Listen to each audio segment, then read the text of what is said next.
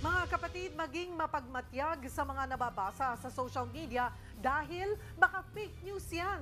Isang residente sa Cebu ang hinuli ng NBI matapos magpakalat ng peking pahayag ng Pangulo. Nasa frontline ng balitang yan, ang aming Visayas correspondent si John Naroa, exclusive. Sa hot pursuit operation ng mga tauhan ng NBI sa Oslob, Cebu kahapon, nahuli si Lourdes, hindi niya tunay na pangalan dahil umano sa pagpapakalat ng fake news sa social media.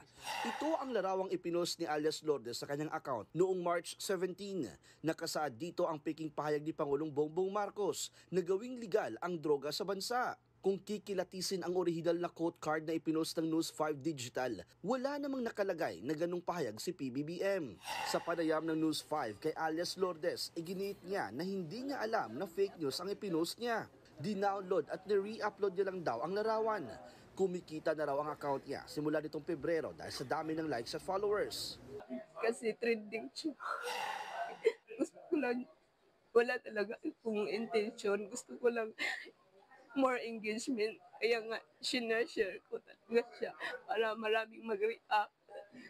Ganun lang, sir. Nagsisisi ako. Kung alam ko na, hindi na lang ako nag-anak. Pag hindi natin i-address yun, maraming nagugulo, ginugulo ng mga fake news yung ating bansa. A case in point, itong post ng TV5 na inalter, binago yung statement ng mahal nating Pangulo. Posibleng maharap sa kasong paglabag sa Article 154 ng Revised Penal Code si alias Lourdes.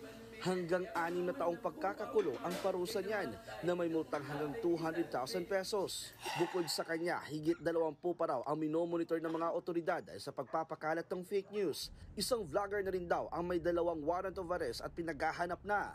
Paalala naman ng NBI. Suriin ninyo kung yung bang sinasabi dun sa social media ay tama o mali. No? Yun naman mga gumagawa, yung iba'y katuwaan lamang, ay hindi katuwaan nito. May kaakibat na krimen ito na makakasuhan kayo. Nagbabalita mula sa frontline, John Naroa, News 5 Visayas.